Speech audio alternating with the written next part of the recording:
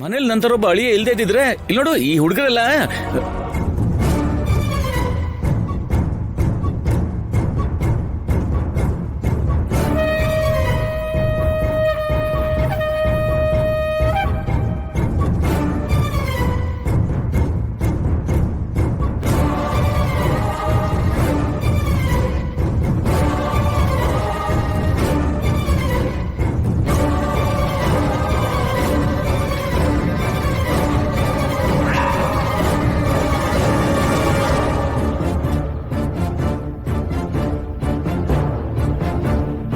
ಮಾವ, ನಮ್ಮಮ್ಮನ್ಗೆ ಕಿಶೋರ್ ಮಾವ ಹೊಡೆದ್ರು ಅನ್ನೋ ಕೋಪ ನೋವು ಏನು ಇಲ್ಲ ನನಗೆ. ನಿನಗೆ ಯಾಕೋ ಇರತ್ತೆ?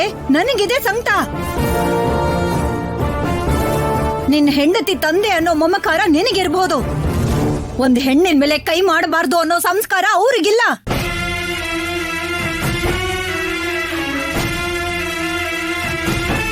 ಏನ್ರಿ ನೋಡಿ, ನಿಮಗ್ ಕೈ ಮುಗಿದ್ ಕೇಳ್ಕೊತೀನಿ. ತಪ್ಪಿಗೆ ಶಿಕ್ಷೆ ಕೊಡೋದು ನ್ಯಾಯನೇ, ಆದ್ರೆ ಯಾರಕ್ ಶಿಕ್ಷೆ ಕೊಡ್ತಿದ್ದೀರಾ ಅಂತ ಸ್ವಲ್ಪ ಯೋಚನೆ ಮಾಡಿ ನೋಡಿ.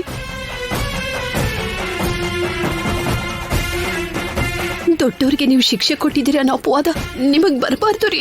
ಹಾ, ತಂಗಿ ಮೇಲ್ ಕೈ ಮಾಡಿದ್ರು ಅಣ್ಣ ಏನು ಮಾಡ್ಲಿಲ್ಲ ಅನ್ನೋ ಮಾತು ಬರ್ಬೋದಾ ಆತ್ಗೆ?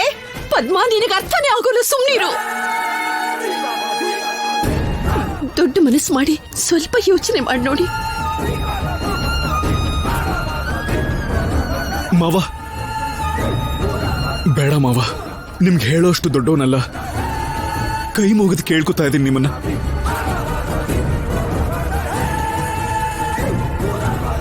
ಅಣ್ಣ, ನಿಮ್ಗೆ ಎದುರಾಗಿ ನಾನು ಮಾತಾಡಕ್ಕಾಗಲ್ಲ, ಆದ್ರೆ ಇವತ್ತು ನಿಮ್ ಎದುರುಗಡೆ ನಿಂತಿದ್ದೀನಿ ಅಂದ್ರೆ ಅಪಾರ್ಥ ಮಾಡ್ಕೋಬೇಡಿ. ಶಿವರಾಮ್, ನಂದೇನು ತಪ್ಪಿಲ್ಲ ಅಂತ ನನಗೆ ನಂಬಿಕೆ ಇದೆ. ಆದ್ರೂ ಕೂಡ ಅವರು ಹೊಡಿತಾರೆ ಅಂತಂದ್ರೆ ಹೊಡಿಲಿ ಬಿಡು. ಈ ಊರಲ್ಲಿ ಹೀಗೆ ನ್ಯಾಯ ಹೇಳೋದು ಅಂತ ಅಯ್ಯೋ ಅಣ್ಣ, ನೀವಾದ್ರೂ ಸ್ವಲ್ಪ ಕಡೆ ಹೋಗು. ನಾನು ಎಲ್ಗೂ ಹೋಗಲ್ಲ.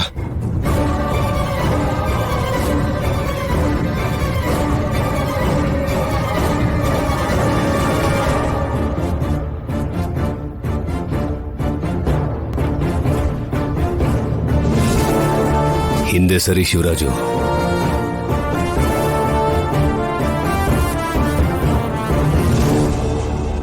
ಹಿಂದಕ್ ಸರ್ಕೋ ಅಂತ ಹೇಳ್ದೆ. ಏನ್ರಿ, ನಿಮ್ ಚರ್ಮ ಸುಲ್ಸ್ಕೋಬೇಕು ಅಂತಿದ್ದೀರಾ ಏನು? ಅವ್ರವ್ರ ಪಾಪ ಅವ್ರವ್ರೇ ಅನ್ಭವಿಸ್ಬೇಕ್ರಿ. ಬನ್ನಿ. ನಮ್ಮ ಅಣ್ಣ ಕಿಶೋರ್ ಅಣ್ಣನ ಹೊಡೆಯೋದು ಪಾಪ ಅಲ್ಲ ಅಂದ್ಮೇಲೆ ನಾನ್ ಅಡ್ಡವಾಗಿ ನಿಂತ್ಕೊಳ್ಳೋದು ಪಾಪ ಹೇಗಾಗತ್ತೆ? ತಪ್ಪಂತೂ ಆಗತ್ತೆ ಶಿವರಾಜು. ಚಿಕ್ಕಮ್ಮಂಗ್ ಕೊಟ್ಟಿರೋ ಮಾತು ಆದ್ಯನ್ ಕೈ ಬಿಡಬಾರ್ದು ಅಂತ ಚಿಕ್ಕಪ್ಪ ಅವ್ರ ಕೈ ಹಿಡ್ಕೊಂಡು ಅಮೆರಿಕ ಕರ್ಕೊಂಡು ಹೋಗಿ ಅವ್ರಮ್ಮ ಕೊಟ್ಟಿರೋ ಮಾತನ್ನ ತಪ್ಪಿಸ್ದೇ ಇರೋ ಹಾಗಾರು ನೋಡ್ಕೊಳ್ತಾರಲ್ವಾ ಅಪ್ಪ.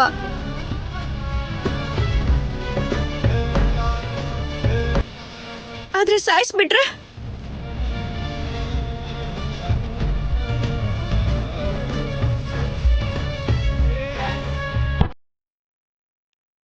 ಜಾನಕಿ ತಂಗಿ ಸಂಧ್ಯಾ ಮುಖನ ಈ ಜನ್ಮದಲ್ಲಿ ನೋಡಬಾರ್ದು ಅಂತ ಅನ್ಕೊಂಡಿದ್ನಮ್ಮ.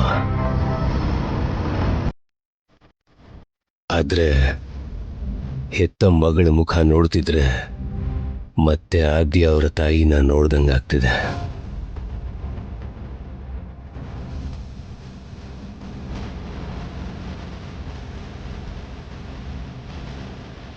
ತಪ್ಪು ಯಾವುದು ಸರಿ ಯಾವುದು ಗೊತ್ತಾಗ್ತಿಲ್ಲಮ್ಮ.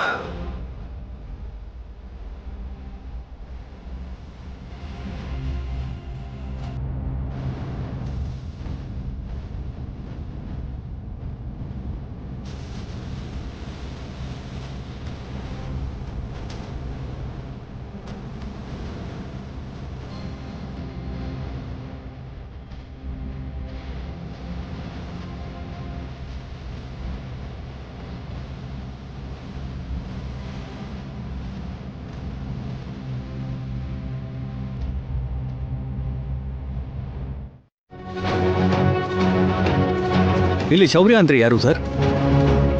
ಹೇಳಿ. ನಾವು HRC ಬ್ಯಾಂಕಿಂದ ಬಂದಿದ್ದೀವಿ ಸರ್. ಏನು ಮತ್ತೆ ಲೋನ್ಗೆ ಅಪ್ಲೈ ಮಾಡಿದ್ಯಾ? ನೀವು ಅಪ್ಲಿಕೇಶನ್ ನ ಬೆಂಕಿಗೆ ಹಾಕಿದ್ರು ಇವರು ಲೋನ್ ಅಪ್ಲೈ ಮಾಡೋದ್ ನಿಲ್ಸಲ್ಲ ಅನ್ಸತ್ತೆ ಅತ್ತೆ. ಲೋನ್ ಅಪ್ಲೈ ಮಾಡಿದೀನಿ ಅಂತ ಯಾರು ಹೇಳಿದ್ರು? ಮತ್ತೆ ಇವ್ರು ಯಾಕೆ ಬಂದಿದ್ದಾರೆ? ಅದನ್ನ ಹೇಳ್ಬೇಕಾಗಿರೋದು ಅವರಲ್ವಾ? ನೀವು ಹೇಳಿ ಸರ್. ಶೌರ್ಯ ಫ್ರೆಂಡ್ ಆಕಾಶ್ ನಮ್ ಬ್ಯಾಂಕಲ್ಲಿ ಲೋನ್ ತಗೊಂಡಿದ್ರು. ಹೌದು, ತಗೊಂಡಿದ್ದಾನೆ. ಅದ್ ಗೊತ್ತಿರೋ ವಿಷಯನೇ ಅಲ್ವಾ? ಆಕಾಶ್ ಕೆಲವು ತಿಂಗಳಿಂದ EMI ನ ಕಟ್ತಾನೇ ಇಲ್ಲ, ಕಾಲ್ಸ್ ಅನ್ನ ರಿಸೀವ್ ಮಾಡ್ತಾ ಇಲ್ಲ. ಅವ್ರ ಅಡ್ರೆಸ್ಸಿಗೆ ಹೋದ್ರೆ ಓನರ್ ಇಂದ ಅಬ್ಸ್ಕಾಂಡಿಂಗ್ ಅಂತ ಗೊತ್ತಾಯ್ತು.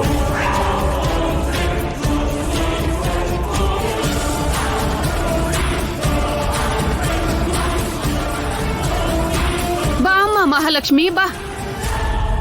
ಈ ಸಮಯದಲ್ಲಿ ನೀನಿಲ್ಲ ಅಂದ್ರೆ ಹೇಗೆ ಅನ್ಕೊಂಡೆ, ಕರೆಕ್ಟ್ ಆಗಿ ಬಂದ್ಬಿಟ್ಟೆ. ಬಾ. ಬ್ಯಾಂಕ್ ಅಲ್ಲಿ ಲೋನ್ ತಗೊಂಡು ಆಕಾಶ್ ತನ್ನ ಹೆಸರಿಗೆ ತಕ್ಕಂಗೆ ಬಡ್ಡಿ ಕಟ್ಟದೆ ಎಲ್ಲ ಓಡೋಗಿದ್ದಾನೆ. ಅವನ್ ಹೊರಟು ಹೋದ್ರೆ ಇವ್ರು ಯಾರೋ ನಮ್ಮನೆಗೆ ಯಾಕೆ ಬಂದಿದ್ದಾರೆ? ಗೊತ್ತಿಲ್ಲದೆ ಇರೋ ತರ ಕೇಳ್ತಾ ಇದ್ದೀರಲ್ಲ ಮೇಡಮ್. ಲೋನ್ ತಗೊಂಡವ್ರು ಕಟ್ತೆ ಹೋದ್ರೆ ಶ್ಯೂರಿಟಿ ಹಾಕಿರುವಂತ ಶೌರ್ಯ ಅವರೇ ಕಟ್ಬೇಕು ತಾನೇ?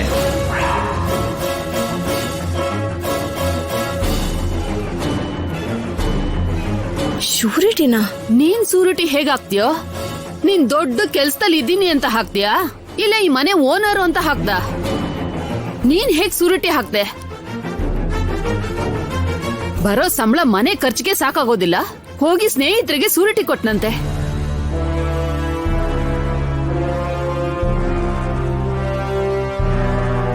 ಎಷ್ಟ್ ಕಟ್ಬೇಕು ಸರ್? ರಾಜಿ, ಅದು 25 ಲಕ್ಷ ನಮ್ಮ.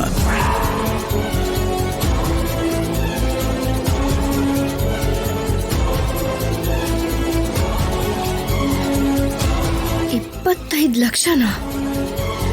25 ಲಕ್ಷ ಲೋನ್ ತಗೊಂಡ್ ಕೈ ಕೊಟ್ಟಿದ್ದಾನಂದ್ರೆ ಫ್ರೆಂಡ್ಸ್ ಇಬ್ರು ಸಮವಾಗಿ ಹಂಚ್ಕೊಂಡು ನಾಟಕ ಆಡ್ತಿರ್ಬೇಕು ಅಷ್ಟೇ. ಅಶ್ಮಿತಾ, ಹುಚ್ಚಾಗಿ ಮಾತಾಡಿದ್ರೆ ಹಲ್ಲು ಉದ್ರು ಹೋಗುತ್ತೆ. ಏನ್ ನಡೀತು ಅಂತ ಮೊದ್ಲು ತಿಳ್ಕೊಂಡ್ ಮಾತಾಡು. ಕಾಣಿಸ್ತಾ ಇದೆಯಲ್ಲ, ಮನೆಯವ್ರ ಹತ್ರ ಕೆಲ್ಸ ಆಗ್ಲಿಲ್ಲ ಅಂತ ಫ್ರೆಂಡ್ಸ್ ಜೊತೆ ಸೇರ್ಕೊಂಡು ಸ್ಕ್ಯಾಮ್ ಮಾಡಿದಾನೆ. ಅಶ್ಮಿತಾ, ಅಷ್ಟಕ್ಕೂ ಬಾಯಿಗೆ ಬಂದ ಹಾಗೆ ಮಾತಾಡ್ಬೇಡ. ರಾಜಿ, ಅವ್ರು ಹೇಳಿದ ತಕ್ಷಣ ನಿಜ ಆಗ್ಬಿಡತ್ತಾ? ನೀನು ಅವ್ರ ಮಾತನ್ನೆಲ್ಲ ಕೇಳಿಸ್ಕೋಬೇಡ. ಓ, ಮೆತ್ತಗ್ ತಪ್ಪಿಸ್ಕೊಳ್ಳೋಣ ಅನ್ಕೊಂತಿದ್ಯಾ? ಸುಳ್ಳು ಹೇಳೋದು ತಪ್ಪಿಸ್ಕೊಳ್ಳೋದು ನನ್ ಜಾಯಮಾನ ಅಲ್ಲ, ಆ ಅವಶ್ಯಕತೆ ಕೂಡ ನಂಗಿಲ್ಲ. ಕಿರ್ಚ್ಬೇಡ ಅಣ್ಣ. ನಿನ್ ಫ್ರೆಂಡಿಂದ ಏನು ಎಕ್ಸ್ಪೆಕ್ಟ್ ಮಾಡ್ದೆ ನೀನು ಅವ್ನಿಗೆ ಶ್ಯೂರಿಟಿ ಹಾಕ್ದ?